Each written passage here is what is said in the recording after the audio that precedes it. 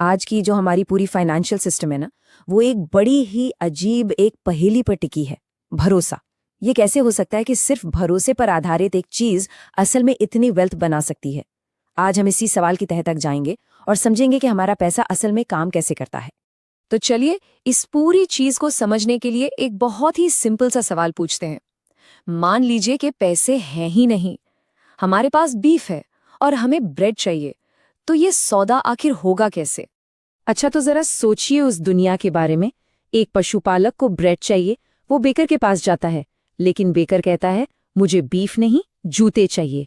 तो अब बेचारे पशुपालक को पहले एक ऐसा मोची ढूंढना पड़ेगा जिसे बीफ चाहिए हो, फिर उससे जूते लेकर बेकर के पास जाना होगा।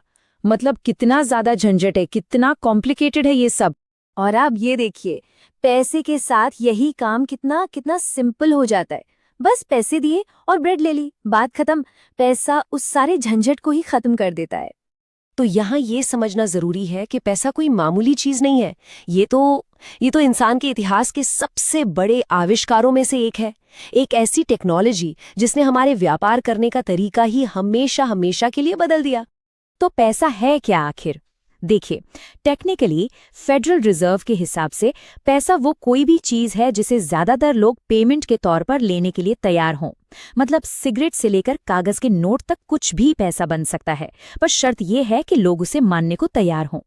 देखिए, किसी भी चीज को पैसा कहलाने के लिए उसे 3 बहुत जरूरी काम करने पड़ते हैं। पहला, वो लेन देन का एक जरिया हो, मतलब उससे चीजें खरीदना बेचना आसान हो जाए। दूसरा, वो हिसाब किताब की एक इकाई हो जिससे हम बता सकें कि भाई 1 किलो सेब की कीमत क्या है। और तीसरा, वो वैल्यू को स्टोर कर सके, यानी अपनी मेहनत की कमाई को भविष्य के लिए बचाकर रखा जा सके।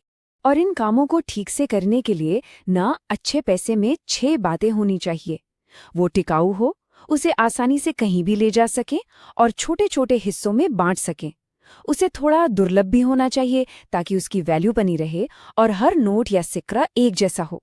लेकिन इन सब में सबसे सबसे जरूरी है एक्सेप्टेबिलिटी, मतलब लोग उसे माने। तो अगर कोई मानेगा ही नहीं तो वो तो बस कागज का टुकड़ा या धातु का सिक्का है और कुछ नहीं। अब कहानी में आता है एक बहुत ही बड़ा मोड़। हम धीरे धीरे उस पैसे से दूर हो गए जिसकी अपनी कोई कीमत थी, और एक ऐसे सिस्टम की तरफ बढ़ गए जो पूरी तरह से एक ही चीज पर टिका है, विश्वास। तो यहाँ 2 तरह के पैसे को समझना बहुत जरूरी है। एक है कमोडिटी मनी, जैसे सोना, सोने की अपने आप में कीमत है। और दूसरा है फियाट मनी, जैसे हमारे आज के नोट्स। ये तो बस कागज के टुकड़े हैं, उनकी कीमत सिर्फ और सिर्फ इसलिए है क्योंकि सरकार कहती है कि है, और हम सब इस बात पर यकीन करते हैं।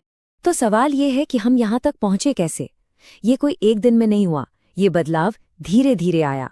लेकिन असली गेम चेंजर था 1971, जब अमेरिका ने डॉलर को सोने से पूरी तरह कंप्लीटली अलग कर दिया। और बस वहीं से फिएट मनी का दौर पूरी दुनिया में शुरू हो गया। तो सबसे बड़ी बात क्या है? आज हमारे पैसे की जो कीमत है वो किसी सोने चांदी में नहीं है, वो है हमारे सामूहिक भरोसे में। सरकार पर भरोसा, सिस्टम पर भरोसा, ये एक तरह का सोशल कॉन्ट्रैक्ट है, एक सामाजिक समझौता है। लेकिन इस भरोसे वाले सिस्टम का एक बहुत बड़ा रिस्क भी है। मशहूर अर्थशास्त्री मिल्टन फ्रीडमैन ने इसे बहुत अच्छे से समझाया था। उन्होंने कहा कि महंगाई जो है ना, वो हमेशा और हर जगह पैसे से जुड़ी एक घटना है। मतलब जब बहुत ज्यादा पैसा छपने लगता है तो चीजें महंगी होने लगती हैं।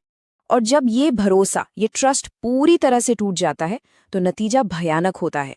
इसका सबसे बड़ा उदाहरण है जिम्बाब्वे। 2008 में सरकार ने इतने नोट छाप दिए कि उनकी कीमत ही खत्म हो गई। सोचिए, $100 ट्रिलियन का नोट, और उससे एक ब्रेड तक नहीं खरीद सकते थे। तो सवाल उठता है कि इस भरोसे को टूटने से रोका कैसे जाता है? भाई, इसके लिए हमारे पास एक बहुत ही कॉम्प्लेक्स ग्लोबल मशीन है जो इस पूरे सिस्टम को चलाती है। और इस मशीन के दिल में होता है देश का सेंट्रल बैंक। इसका मुख्य काम है इकोनॉमी में पैसे की सप्लाई को कंट्रोल करना, ब्याज दरें तय करना और महंगाई को एक तय लेवल पर रखना, जो आमतौर पर लगभग 2% होता है। लेकिन सेंट्रल बैंक अकेला खिलाड़ी नहीं है। यहाँ मार्केट की ताकतें भी काम करती हैं, जिसे सप्लाई और डिमांड का अदृश्य हाथ भी कहते हैं।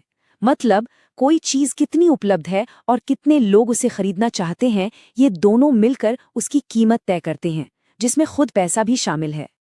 और यही सप्लाई डिमांड की ताकतें ग्लोबल लेवल पर भी काम करती हैं। ये अलग अलग देशों की करेंसी के बीच एक्सचेंज रेट तय करती हैं, और इसी से ये तय होता है कि विदेश घूमना या बाहर से कोई सामान मंगवाना कितना सस्ता या महंगा पड़ेगा। ठीक है, तो थ्योरी बहुत हो गई। अब आते हैं असली मुद्दे पर। इन सब का हम सबकी रोज की जिंदगी पर क्या असर पड़ता है? और जो जवाब है ना, वो शायद आपको चौंका देगा। चलिए एक हर्शीज चॉकलेट बार का उदाहरण लेते हैं।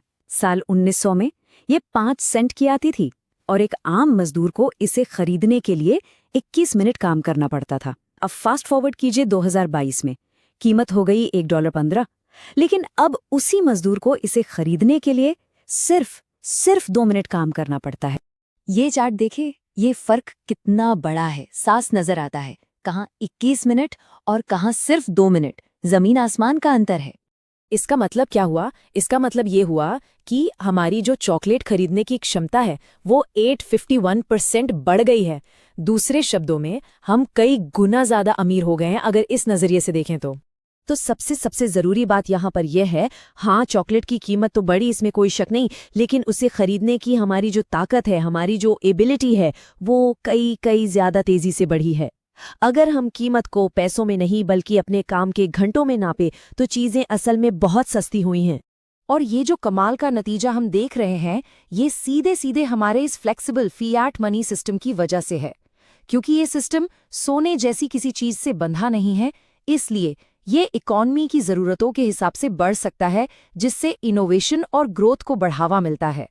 तो आखिर में हम घूम फिरकर उसी एक शब्द पर वापस आ जाते हैं जिससे हमने ये सारी बात शुरू की थी, भरोसा। हमारा पूरा का पूरा इकोनॉमिक सिस्टम इसी एक नींव पर खड़ा है। लेकिन आज की इस तेजी से बदलती दुनिया में इस भरोसे का भविष्य कैसा होगा, ये एक बड़ा सवाल है।